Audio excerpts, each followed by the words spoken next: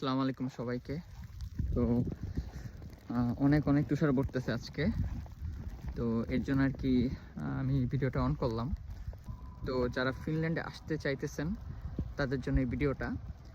তো যাদের ঠান্ডা রিলেটেড কোনো প্রবলেম আছে বা নিউমোনিয়া বা এরকম রিলেটেড কোনো প্রবলেম আছে, তারা ফিনল্যান্ড আসার আগে দ্বিতীয়বার ভাববেন।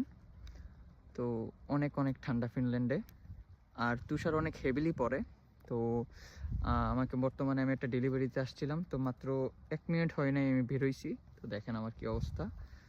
তো এটাই আসলে।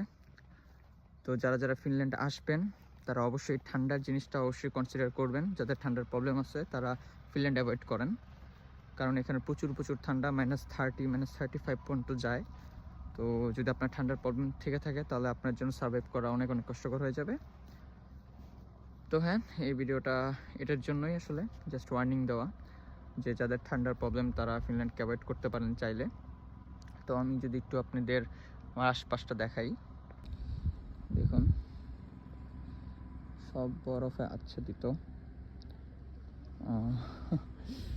একদম বরফে সব ফাঁকা।